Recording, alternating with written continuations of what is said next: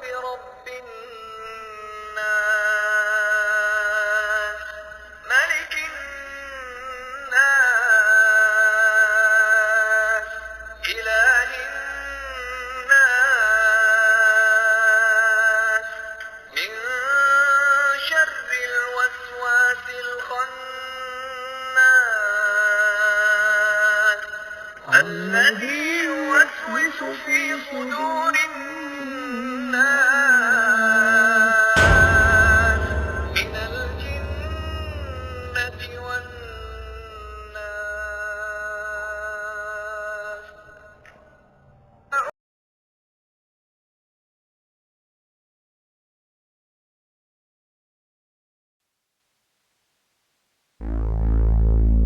Teror yang dilakukan setan truk ekspedisi itu terus berlanjut. Setiap tengah malam pasti terdengar suara tangisan merintih di dalam mobil tersebut. Pak Wawan, sang pemilik bengkel, menjadi ketakutan. Dia pun berpikir untuk mencari suatu jalan keluar supaya hantu itu tidak menteror dia lagi. Hari itu waktu sudah sore, suasana pun sudah mulai gelap. Pak Wawan duduk di depan teras rumahnya sambil memandangi truk itu. Tetapi dia tidak melihat sesuatu yang aneh di mobil itu. Lama Pak Wawan duduk di teras itu. Tanpa disadari, dia pun tertidur. Ketika dia tertidur, Pak Wawan bermimpi.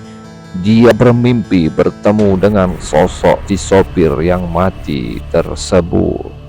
Di dalam mimpi itu, Pak Wawan diajak si sopir itu ikut mengendarai truk itu.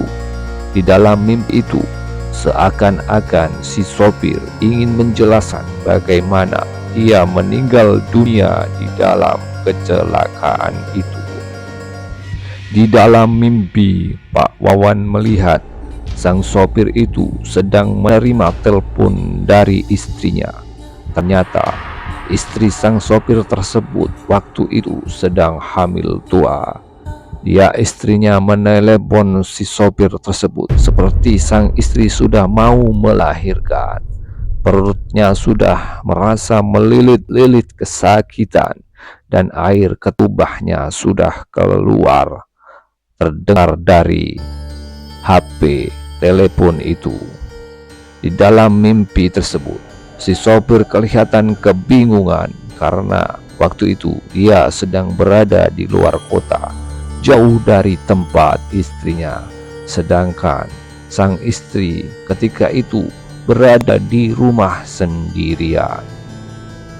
Dia mencemaskan keadaan istri dan bayinya, karena pada waktu itu istri dari si sopir itu melahirkan anak yang pertama. Setelah itu, si sopir konsentrasinya pun terpecah. Tiba-tiba mobilnya oleng dan menabrak jalur pembatas jalan.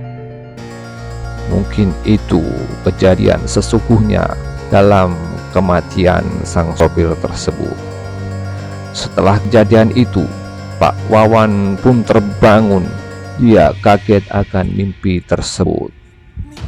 Kemudian Pak Wawan menceritakan mimpi itu kepada istrinya.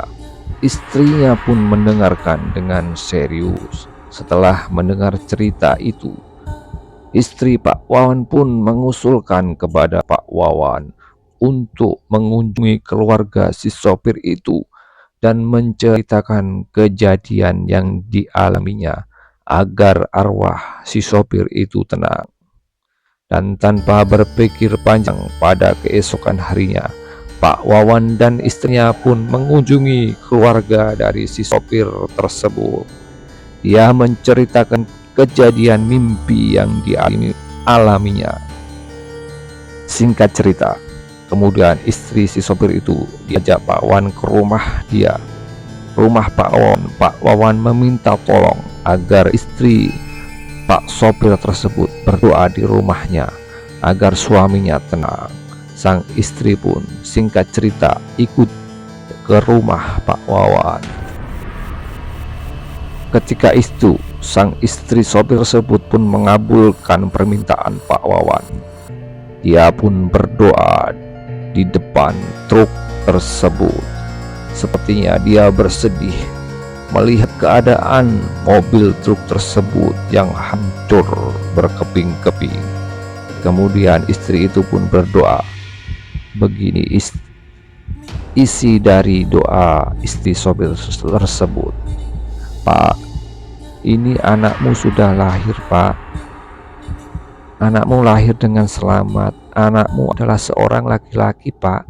Mirip seperti bapak wajahnya, ucap sang istri sambil meneteskan air mata. Kemudian sang istri pun berdoa, Bapak, jangan khawatir. Di sini ada saya, ada bapak, ada ibu yang siap merawat anak kita, Pak. Aku pun sudah ikhlas melepaskan kepulangan bapak ke sisi Tuhan Allah Subhanahu wa Ta'ala. Jangan mengkhawatirkan saya dan anak kita, Pak, karena Tuhan Allah Subhanahu wa Ta'ala telah mencukupkan semua rezeki untuk saya dan anak kita, Pak, ucap sang istri sopir itu sambil menahan tangisan sedihnya.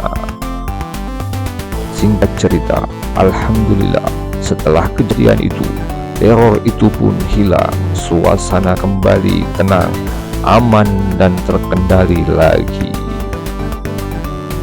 Itulah akhir dari cerita ini. Saya ucapkan terima kasih. Assalamualaikum warahmatullahi